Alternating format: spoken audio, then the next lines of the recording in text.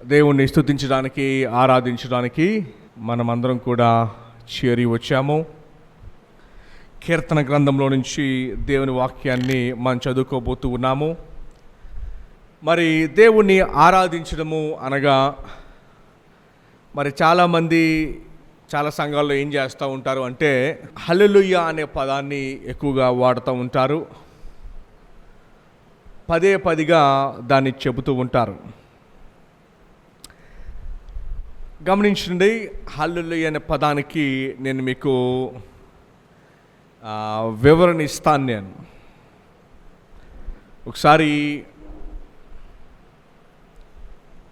ఒక వ్యక్తి సమాధి కార్యక్రమాన్ని జరిగించేటప్పుడు ఆ వ్యక్తి ఒక్కడే రక్షణ పొందాడు. ఇంక కుటుంబంలో ఎవరు రక్షణ పొందలా. ఎవరు రక్షణ పొందకపోయేసరికి మేము సమాధి కార్యక్రమానికి వెళ్ళాం. సమాధి కార్యక్రమానికి వెళ్ళి సమాధి చేసే టైంలో స్నానం చేయడానికి నీళ్లు పోస్తూ ఉంటారు. నీరు పోసే టైంలో వాళ్ళు ఏం చేస్తున్నారంటే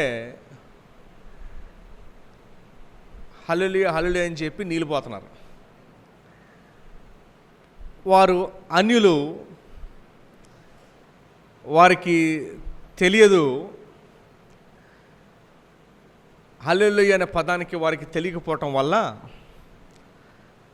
అందులో పెద్ద ఆయన అన్నాడు, మరి మాకు ఏమనాలో తెలియదు కదా, అందుకని ఇది అంటున్నామని చెప్పి ఆయన ఏం చేశారంటే అలా అని చెబుతూ నీళ్ళు పోసాడు. మేము ఇంకోటి ఏదో అంటాం,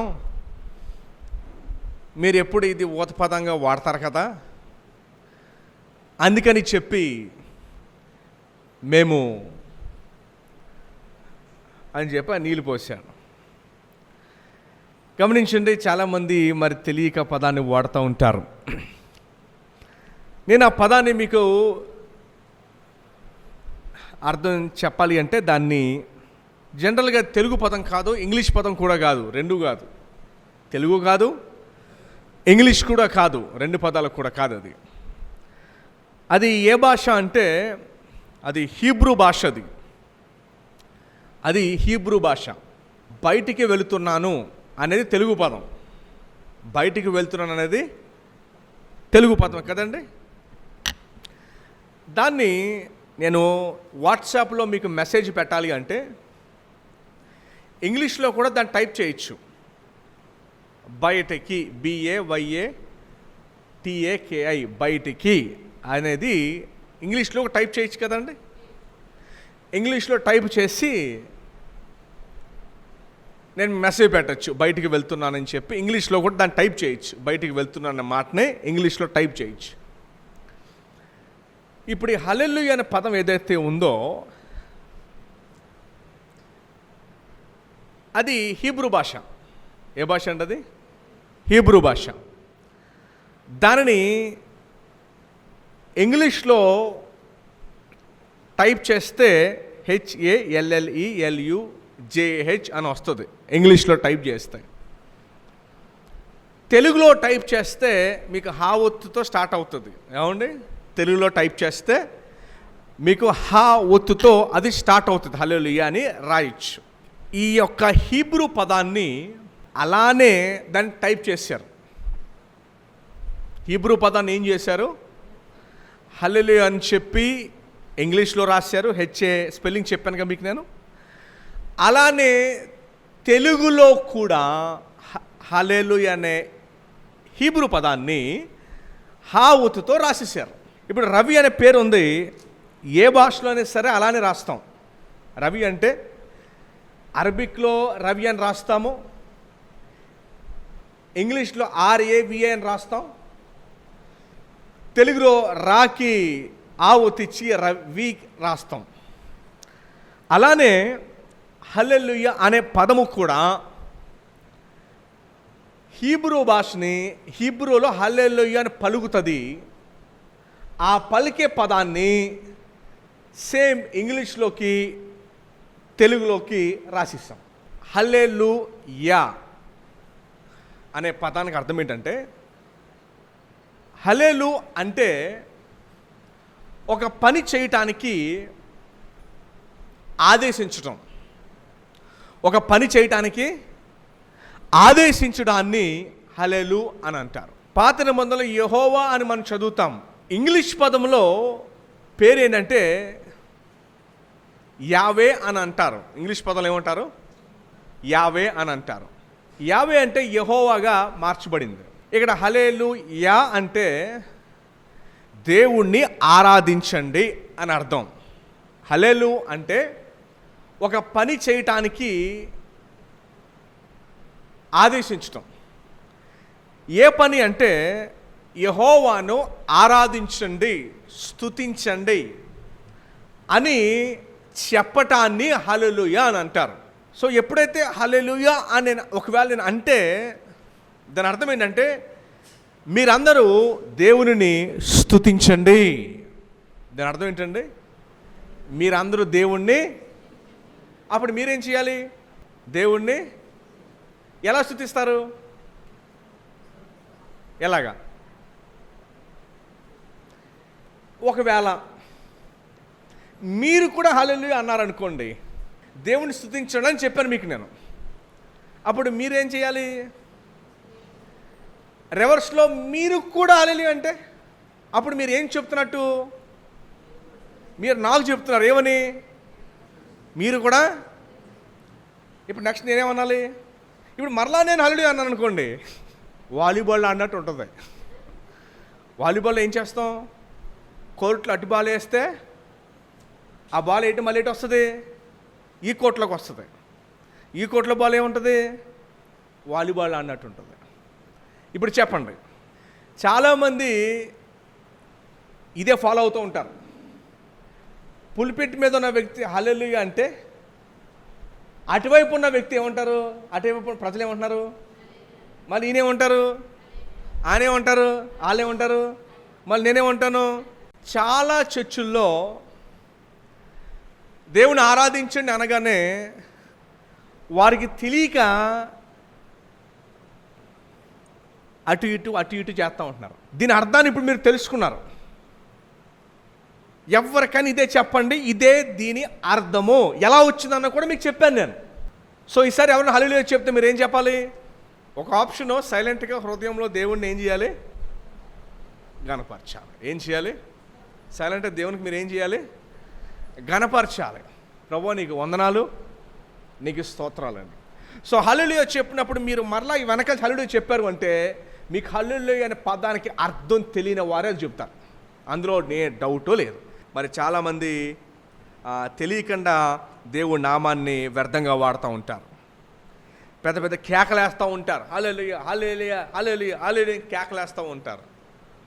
ప్రాబ్లం ఏంటంటే ఒక్కసారి ఎప్పుడన్నా వాళ్ళ దగ్గరికి వెళ్ళి అడగండి, సార్ మీరు ఇన్నిసార్లు చెప్తున్నారు దాని అర్థం ఏంటి అని. వాళ్ళకి అర్థము తెలియక. సో ఇప్పుడు మీకు నేను చెప్పాను, నేను దాన్ని మీరు ఈజీగా వివరించవచ్చు. ఓకేనండి? దావీదు కీర్తన 5వ అధ్యాయము మొదటి వచనం. ఈరోజు ఆరాధనకు మనమందరం కూడా కూడి వచ్చి దేవుణ్ణి స్తుతించడానికి, ఆరాధించడానికి వచ్చాం. ఇక్కడ దావీదు ఒక పాట పాడుతున్నాడు. కీర్తన దేవుణ్ణి స్తుతిస్తూ ఒక పాట పాడుతూ ఉన్నాడు. ఎందుకు దేవుడు స్తుతిస్తూ ఉన్నాడు? ఎందుకు దేవుడు ఆరాధిస్తూ ఉన్నాడు? ఈ కీర్తన దేని గురించి అంటే, ఈ కీర్తన యొక్క సారాంశం దేని గురించి అంటే, దావీదు భక్తుడు దేవుణ్ణి దేన్ని బట్టి గణపరుస్తున్నాడంటే, దేవా నువ్వు నీతిమంతుడవు, న్యాయాన్ని జరిగించువాడవు, అన్యాయాన్ని నువ్వు ఒప్పుకోవు, నువ్వు అంతిమంగా నీతిని, న్యాయాన్ని ఈ భూమి మీద జరిగేలాగా చేసేవాడువు, నీవు పరిశుద్ధుడవు, నీలో ఏ అన్యాయాన్ని, అక్రమాన్ని, నీతి మాత్రమే ఉంటుంది, అన్యాయాన్ని జరిగేయడానికి నువ్వు ఒప్పుకోవు, నువ్వు పరిశుద్ధుడు గనుక, నువ్వు నీతిమంతుడు గనుక, న్యాయమంతుడు గనుక, నీవు పరిశుద్ధుడు గనుక, న్యాయాన్ని జరిగించేవాడు గనుక నేను నిన్ను స్తుతిస్తూ ఉన్నాను, నేను గణపరుస్తూ ఉన్నాను. నేను ఎవరో ఒక క్రీస్తు విరోధి, బైబిల్ని విరోధిగా మాట్లాడేవాడు అన్నాడంట, అరే మీ బైబిల్లో చూడండి దావీదు సొలొమోను ఎట్లాంటి తప్పిదాలు చేశారు, అప్పుడు అతను అన్నాడంట, బ్రదరు, అరే వాడు మనుషులు కాబట్టి తప్పుదమ్మలు చేశారు. నీ గ్రంథాల్లో కనుక నువ్వు వెతికితే నువ్వు పూజించే దేవుళ్ళు దేవతలే భయంకరం తప్పులు చేశారు, నువ్వేంటి మాట్లాడేదని చెప్పాడంట. బైబిల్ గ్రంథము మనుషులు చేసిన తప్పులను క్లియర్గా ఎత్తి చూపిస్తూ క్రీస్తు మార్గం వైపు వారు నడిపిస్తూ ఉంది. ఈ 5వ కీర్తనలో దావీదు దేన్ని బట్టి దేవుని స్తుతిస్తే ఆరాధిస్తాడు అంటే, దేవా, ఈరోజు మనము కూడా దేన్ని బట్టి మనం స్తుతించి ఆరాధిస్తాము అంటే ఆయన నీతిమంతుడు, న్యాయాన్ని జరిగించేవాడు కనుక. అందుకనే బైబిల్లో స్టార్టింగ్ ఏముంటుందంటే ఇది పరిశుద్ధ గ్రంథం అని రాయబడి ఉంది. దేవుని యొక్క క్యారెక్టరు అటువంటిది. ఆయన నీతిమంతుడు, నీతిని జరిగించేవాడు, పరిశుద్ధుడు. ఆయనలో ఏ దోషము కానీ పాపం కానీ లేనివాడు. అందుకనే చూడండి, నిజమైన క్రైస్తవులకి భూమి మీద శ్రమ ఎదుర్కొంటారు. నిజమైన విశ్వాసులు దేవుని రాకడ కొరకు ఎదురు చూస్తారు. అబద్ధపు క్రైస్తవులు రాకడ కొరకు ఎదురు చూడరు. వారికి ఇంకా కొన్నాళ్ళు భూమి మీద బతకాలని ఆశ ఉంటుంది, ఇంకా లోక విషయాలు ఎంజాయ్ చేయాలనే కోరిక ఉంటుంది. నిజమైన విశ్వాసులు వారు దేవుని రాకడ కొరకు ఎదురు చూస్తూ ఉంటారు, ఎప్పుడు వస్తుంది దేవుని రాకడని. వారి భూమి మీద న్యాయం కొరకు పోరాడతారు, న్యాయం జరగాలని చూస్తారు. రోమా పత్రికలో కూడా భూమి అంట, ఈ యొక్క భూమి ఎప్పుడు దేవుని రాకడ వస్తుందని చెప్పి హృదయంలో ప్రేలాపిస్తుందంట. దావీదు భక్తుడు కానీ, నిజమైన విశ్వాసులు కానీ, నిజమైన క్రైస్తవులు కానీ, క్రిస్టియన్స్, ట్రూ క్రిస్టియన్స్ దేవుని యొక్క న్యాయం కొరకు ఎదురు చూస్తారు.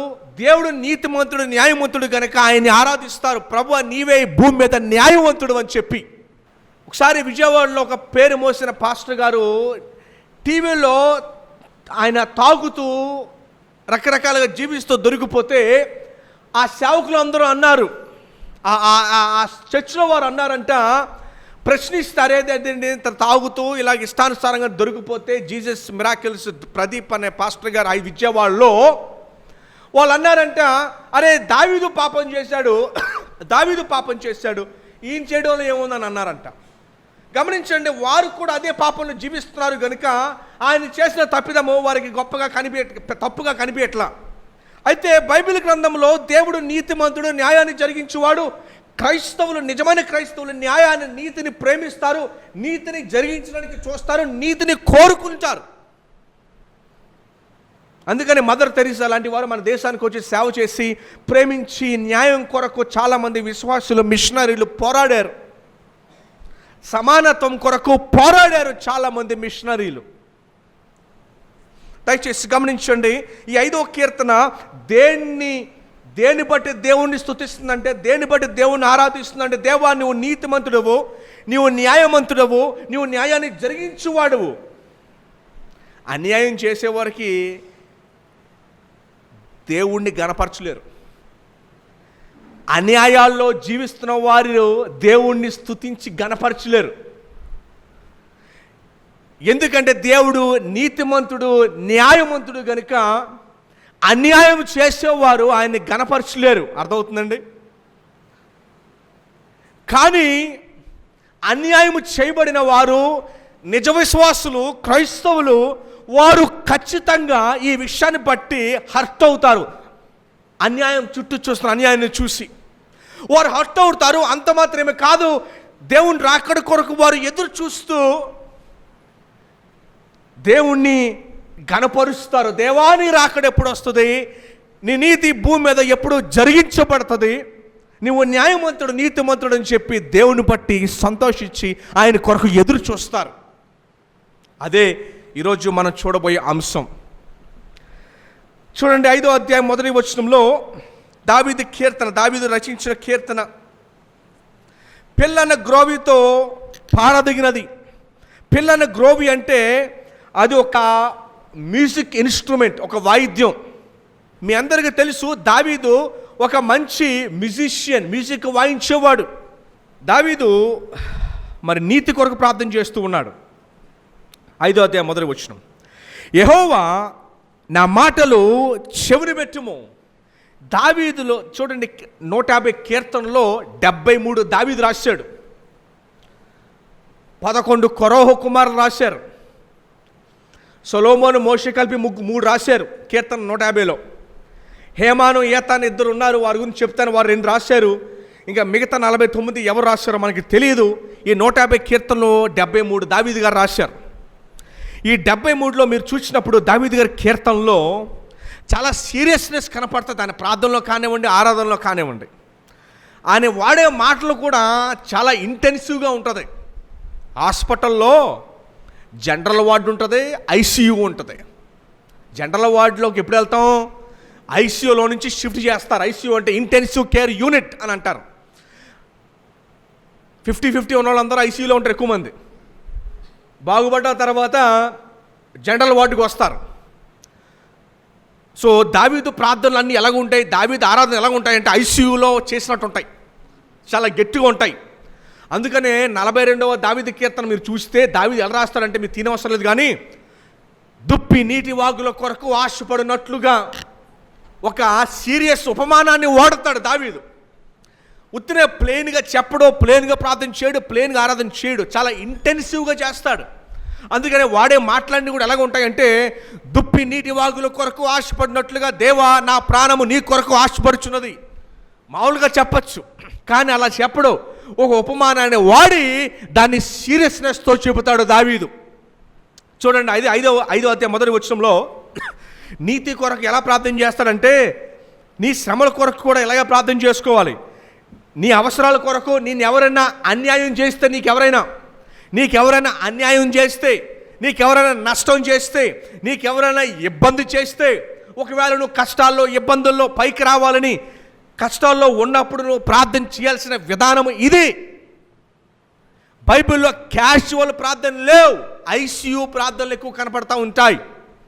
యెహోవా నా మాటలను చెవిన పెట్టుము, నా ధ్యానము మీద లక్ష్యముంచుము. చాలా సీరియస్గా గట్టిగా ప్రార్థన చేస్తూ ఉన్నాడు. క్యాజువల్గా ప్రార్థన చేయట్లేదు, సీరియస్గా ప్రార్థన చేస్తున్నాడు. దయచేసి గమనించండి, మన కష్టాల్లో ఇబ్బందుల్లో ఉన్నప్పుడు క్యాజువల్ ప్రార్థనలు కాదు. పూర్వము 2 తరాల క్రిందట ఉదయాన్నే వాక్యాన్ని ధ్యానించేవారు. అరగంట సేపు 2 అధ్యాయాలు చదువుకొని ధ్యానించేవారు పూర్వం. తర్వాత 2వ తరం, తండ్రుల తరం, ముందేమో తాతల తరం, తండ్రుల తరం వచ్చేసరికి ఏం చేశారు అంటే, రోజుకి అరగంట గంట 2-3 అధ్యాయాలు 4 అధ్యాయాలు చదివేవారు. ఇప్పుడు ఈ తరం ఫోనుల్లో, వాట్సాపుల్లో, క్యాలెండర్లో వాక్యం చదువుతున్నారు. ఇప్పుడు నెక్స్ట్ తరం ఏమవుతారో భయం వేస్తుంది. మీకు అర్థమైందని చెప్పింది. తాతల తరంలో ఏం చేశారు అంటే, వాక్యాన్ని చదివి ధ్యానించారు. 1 గంట, గంటన్నర దాని గురించి వెయిట్ చేశారు. మోకాళ్ళ మీద ఉండి దేవుడు నేర్పించాలనుకున్న విషయాలు ధ్యానించారు. తండ్రుల తరం ఏం చేశారంటే, వాక్యాన్ని అరగంట సేపు 2-3 అధ్యాయాలు చదివి ప్రార్థన చేసి బైబిల్ షెల్ఫ్లో పెట్టారు. ఇప్పుడు ఈ తరం ఏం చేశారంటే, వాట్సాప్లోను, ఫోన్లోను, లేకపోతే క్యాలెండర్లోనూ చదివేసి అయిపోయింది బైబిల్. నెక్స్ట్ తరం ఏమవుద్దో మనకు తెలియదు.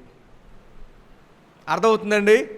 ఆ పరిస్థితుల్లో ఉన్న దావీదు తన కష్టాలు బట్టి ఏ రీతిగా ప్రార్థన చేశాడంటే, యెహోవా నా మాటలు చెవిని పెట్టుము, నా ధ్యానం మీద లక్ష్యముంచుము.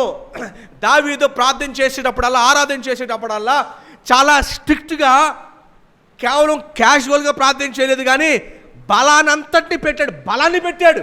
మీరు అనుకోవచ్చు, పాస్టర్ గారు ప్రార్థన చేసేటప్పుడు బలం పెట్టమేటండి, బలం పెట్టమేటి? మామూలుగా క్యాజువల్గా ప్రార్థన చేస్తాం కదా, ప్రార్థన చేసేటప్పుడు బలం పెట్టమేటి? మీరు ఖాళీ బకెట్ ఎలా ఎత్తుతారు? నిండుగా నీళ్ళు నిండుగా ఉన్న బకెట్ని ఎలా ఎత్తుతారు? ఖాళీ బకెట్ సింపుల్గా ఎత్తేస్తారు. నిండుగా బకెట్ ఉంటే ఎత్తేటప్పుడే బలాన్ని పెడతారు. తేడా ఉందా? అలానే దావీదు ఎలా ప్రార్థన చేసేవాడంటే, ఆ బరువు బకెట్ ఎత్తినట్టుగా ప్రార్థన చేసేటప్పుడు తన బలాన్ని పెట్టాడు. యేసు ప్రభు వారు గెత్సేమనే తోటలో ప్రార్థన చేసేటప్పుడు ఎలా ప్రార్థన చేశారంటే, బలాన్ని పెట్టి ప్రార్థన చేస్తే ఆ చెమట అంట రక్తంగా మారిందంట. సో మీరు ప్రార్థన చేసినప్పుడు క్యాజువల్గా ప్రార్థన చేయొద్దు. బైబిల్లో క్యాజువల్ ప్రార్థనలు లేవు, మీకు తెలుసా? ఇంటెన్సివ్ ప్రార్థనలు కనపడతాయి. దయచేసి గమనించండి. 2వ వచనం, శ్రమలు బట్టి కష్టాలు బట్టి ఏ రీతిగా ప్రార్థన చేయాలి. నా రాజా నా దేవ నా అర్ధధ్వని ఆలకించుము, నిన్నే ప్రార్థించుచున్నాను నేను. మీ ఇంట్లో చిన్నపిల్లలు ఉన్నారనుకోండి, 3 4, చిన్నపిల్లలు ఏడుస్తున్నప్పుడు ఒక్కొక్క ఏడుపు ఒక్కొక్కలా ఉంటుంది.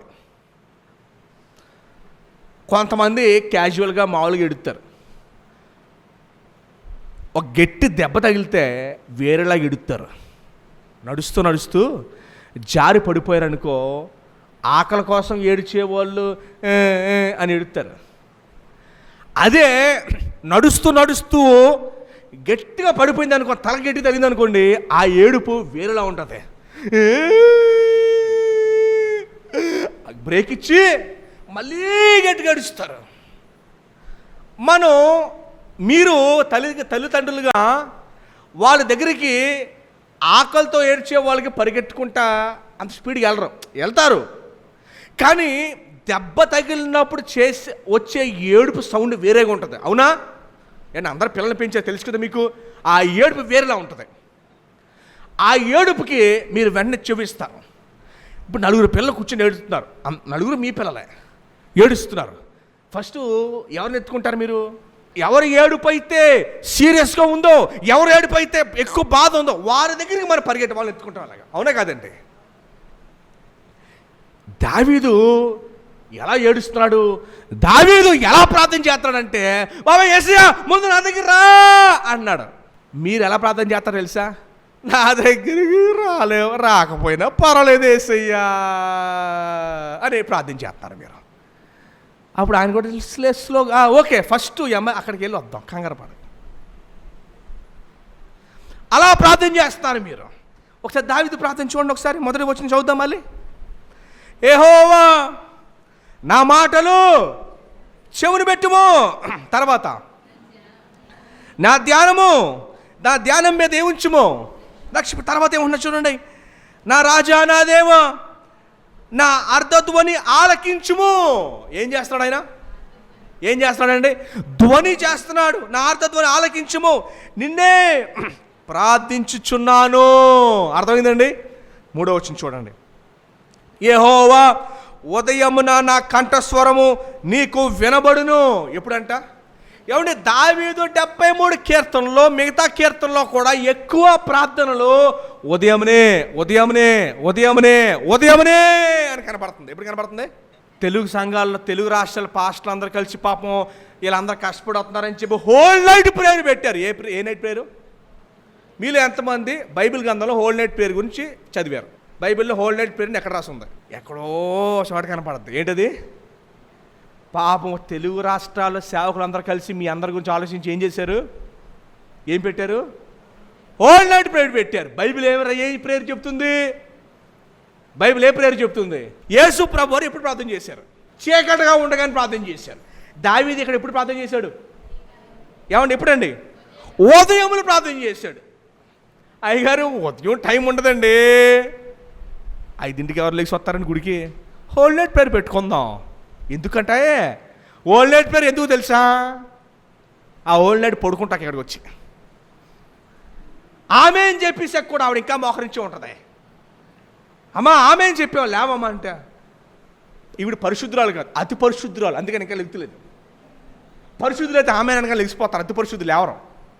అతి పరిశుద్ధులు ఇంకెక్కడ ఉంటారు? నిద్రది నిద్ర. ఎప్పుడు లేచి ప్రార్థన చేయాలి నువ్వు? ఏమండి ఎప్పుడండి? మాకు ఉదయం కుదరదు పాస్టర్ గారు, నైటే ప్రార్థన చేస్తాం. ఎప్పుడు ప్రార్థన చేస్తారా? నైటు నిద్రకి అనుకూలంగా ఉంటుంది. దేనికి ఉంటుంది? వాక్య బోధలకు రారాజైన చార్లెస్ స్పర్జన్ ఏమన్నాడంటే, ఉదయం గంట సాయంత్రం 2 గంటలకు సమానం అంట. ఉదయం గంట సాయంత్రం 2 గంటలకే సమానం అంట. అంటే నువ్వు 2 గంటలు సాయంత్రం చేస్తే ఉదయానికి 1 గంటకి సమానం అంటే అని చెప్పాడు. ఆయన పేరు చార్లెస్ స్పర్జన్. అర్థమైందండి? ఓకే, దావీదు ఎలా ప్రార్థన చేస్తున్నాడు? ఇంటెన్సివ్గా ప్రార్థన చేస్తున్నాడు. ఎలా ప్రార్థన చేస్తున్నాడు? ఐసీయూలో ఉన్నట్టుగా ప్రార్థన చేస్తాడు. ఐసీయూలో ఉన్న బైబిల్ ఎక్కడ ఉంటుంది? ఐసీయూలో లేనప్పుడు బైబిల్ ఎక్కడ ఉంటుంది? అమ్మా, ఐసీయూలో లేనప్పుడు బైబిల్ ఎక్కడ ఉంటుంది? షెల్ఫ్లో ఉంటుంది. ఐసీయూలో ఉన్నప్పుడు బైబిల్ ఎక్కడ ఉంటుంది? షెల్ఫ్లో ఉంటుంది. అందుకనే ఐసీయూలోకి వెళ్ళకూడదంటే ముందే బైబిల్ ఎక్కడ ఉండాలి? ఎక్కడ ఉండాలి? ఐసీయూలో ఉన్న బైబిల్ ఎక్కడ ఉంటుంది? ఇక్కడ వచ్చేస్తుంది. ఐసీయూలో లేకపోతే షెల్ఫ్లో ఉంటుంది. నేను జనరల్గా అనారోగ్యంగా ఉన్న వాళ్ళకి హాస్పిటల్కి నా చిన్నప్పటి నుంచి ప్రార్థన చేయడానికి వెళ్తున్నాను. నేను ఎప్పుడు బైబిల్ పట్టుకునే వ్యక్తి కూడా, అయ్యగారు బైబిల్ ఉంటే ఇవ్వండి. బాలుడు నడువలసిన త్రోవ వాడు చిన్నవాడైనప్పుడు నేర్పిస్తే పెద్దవాడైనప్పుడు అందులో నుంచి, అది బైబిల్ చెప్పే పాఠం. చూడండి 3వ వచనంకి వద్దాం. యెహోవా ఉదయమున నా కంఠస్వరము నీకు వినబడును, ఉదయమున నా ప్రార్థన నీ సన్నిధిని సిద్ధము చేసి కాచి ఉందును అంటున్నాడు. ఏమంటున్నాడండి? నేను ఒక ఆయన మాథ్యూ హెన్రీ అని చెప్పి ఆయన రాశాడు దీని గురించి, పెద్ద 10 పేజీలు నోట్స్ నేను చదివితే ఆయన అంటున్నాడు, దావీదు ఏమన్నాడు చూడండి, ఉదయమున నా ప్రార్థన నీ సన్నిధిని సిద్ధం చేసి కాచి ఉన్న. దావీదు ఎలా ప్రార్థన చేశాడు బాగా ఆలకించండి.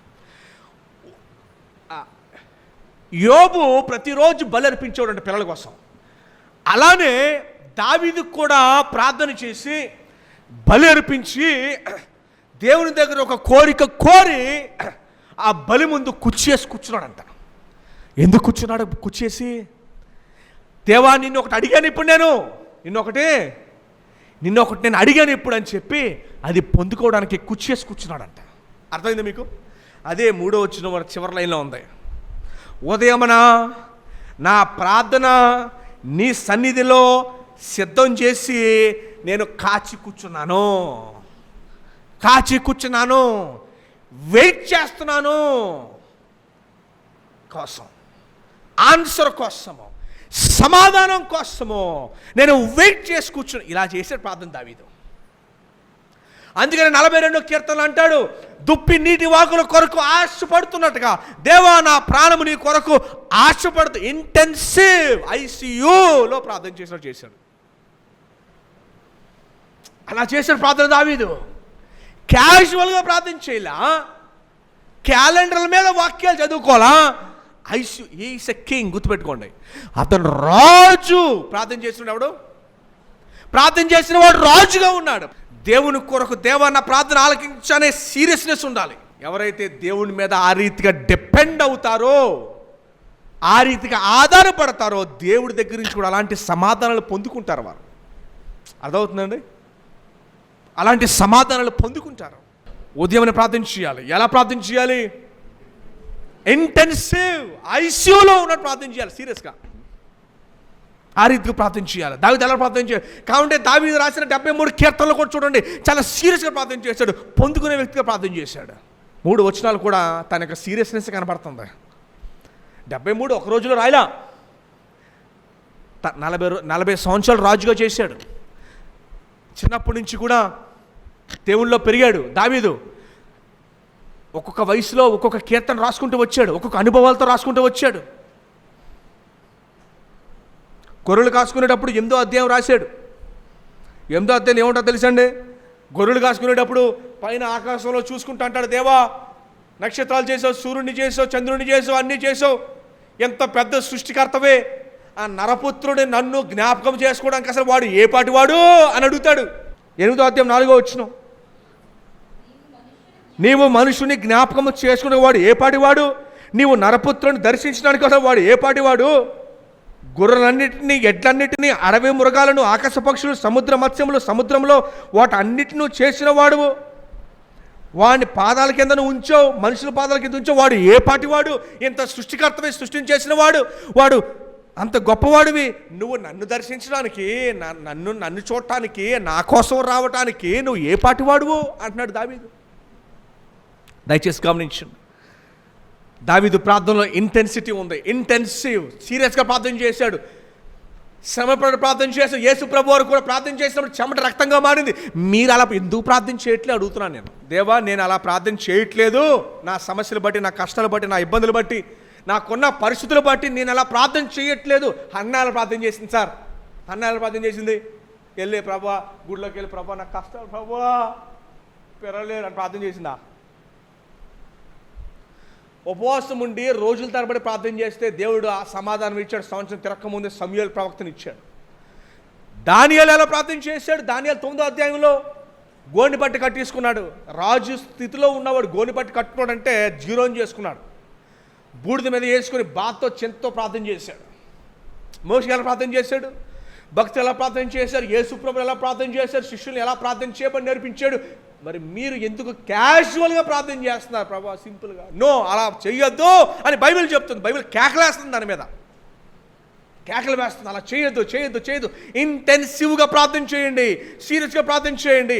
ఆ ప్రేయర్ మీ లైఫ్లో ఉండాలి. అలాంటి ప్రార్థన. మీ కష్టాలు, శ్రమలు, బాధలు, హింసలు ఏదైతే ఉన్నాయో అవన్నీ దేవుడికి మొరపెట్టుకోవాలంటే ఇలాంటి ప్రార్థన మీరు నేర్చుకొని సమాధానాన్ని పొందుకునే దాకా అలా చేయండి. దేవుడు ఎట్టి పరిస్థితుల్లో కూడా మిమ్మల్ని విడిచిపెట్ట సమాధానాన్ని ఇస్తాడు.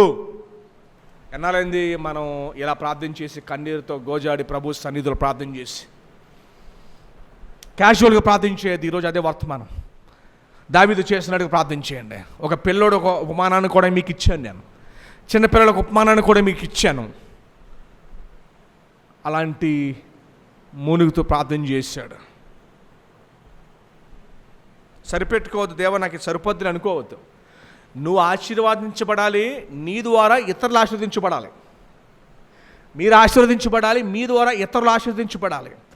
అలా ఉండేటట్టు మీరు ప్రార్థించేయండి దేవునికి. ఈ చెవిలోకి వెళ్ళింది బుర్రలోకి వెళ్ళాలి. అది పుర్రెలోకి వెళ్ళి పుర్రెలోంచి గుండెలోకి, హార్ట్లోకి, హృదయంలోకి రావాలి, మనసులోకి వచ్చి అది బాడీలోకి వెళ్ళి బాడీ లోబడాలి. దేవుడు మీకు ఇచ్చిన ఈ ఆలోచన మోకాలు ఒప్పుకోవాలి, శరీరం లోబడాలి. శరీరము ఇట్టిదానికి లోబడి మోకాలు లేసి ప్రార్థన చేయాలి. నీ సమస్య ఏదైనా, నీ కష్టం ఏదైనా, నీ బాధ ఏదైనా విసుగక పొందే వరకు ప్రార్థన ఆపొద్దు. పొందే వరకు ప్రార్థన ఆపొద్దు. దేవుడు మీ ప్రార్థనలకు సమాధానం ఇస్తారు ఖచ్చితంగా.